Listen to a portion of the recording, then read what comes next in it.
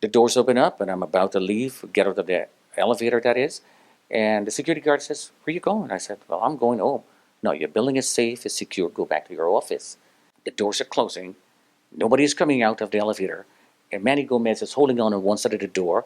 Jack Antriacchio on the other side of the door. "Come on, stand the man. You're not scared to go back up." And I'm still not sure why I should be scared up to this point. Had I known that a plane had hit the first building, I would never have gone back. I stepped back in that elevator. The door is closed, and I'm looking at all these faces with all the smile, not realizing it's the last smile I would ever have. And we zoom back up. Got out at the 78th floor, walked across, took the local elevator, went back to the 81st floor. One man stepped out in front of me.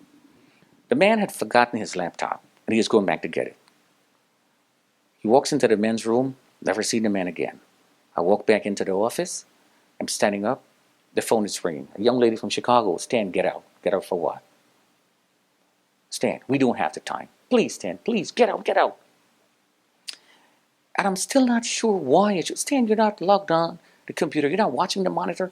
Come on, Stan, go, go, go." And assuring her that, "Look, I'm fine. You got to tell me why, then I'll go." I'm standing up, looking, and somehow or the other, I just looked towards the Statue of Liberty, that direction. And what I saw is a giant plane coming towards me. I left eye contact. So fast this is happening, and your mind is going so fast. And all I can remember doing is, "Lord, I can't do this, you take over."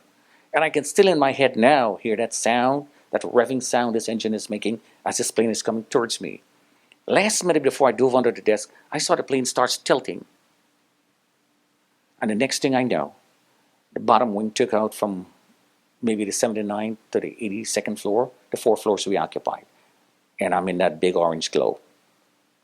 Upon impact, the floor above me collapsed. Looks like a giant wrecking ball came and ripped the entire place apart.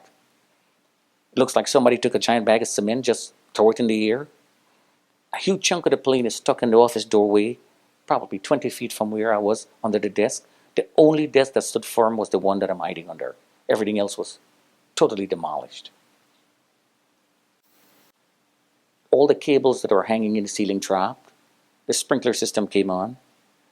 And you can see the blue sparks, and one way or the other, I'm going to die. And I'm screaming, "Lord, I don't want to die. Please send somebody, anybody to help me."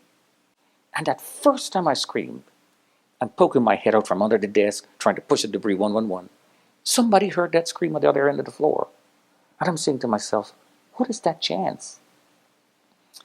I couldn't hear because I got temporarily deaf. The sound was so great, it just popped my eardrum.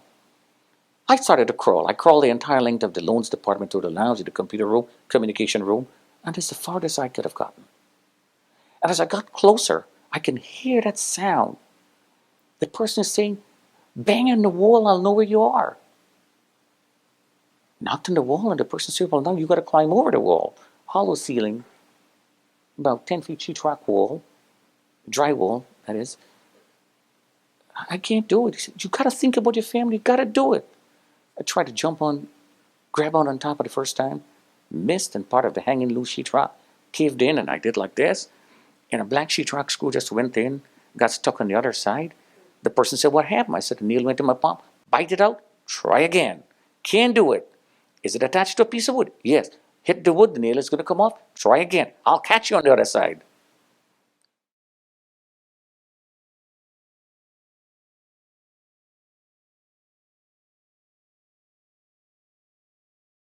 Up he jumped, and I grabbed him up and over the wall. All the rest of that story is right, although he missed the part where he gave me a big kiss. And And he said, "Whoa, whoa, whoa." we dug our way through rubble to about the 74th floor. And see, these are the details that this man seems to forget, understandably. I mean, he saw a plane and explosion. I knew I was fine the whole time. And then we got down, ran Trinity Church. That's where Stanley stopped, full turn around, and said, "I think that tower's coming down." And that's when I, with my engineering degree, said, "There's no way, that's a steel structure." And then wiggle, wiggle, boom. And we ran to 42 Broadway, and that's where the wave of smoke caught up to us. That's where we got to know each other, and we were able to stay in contact ever since.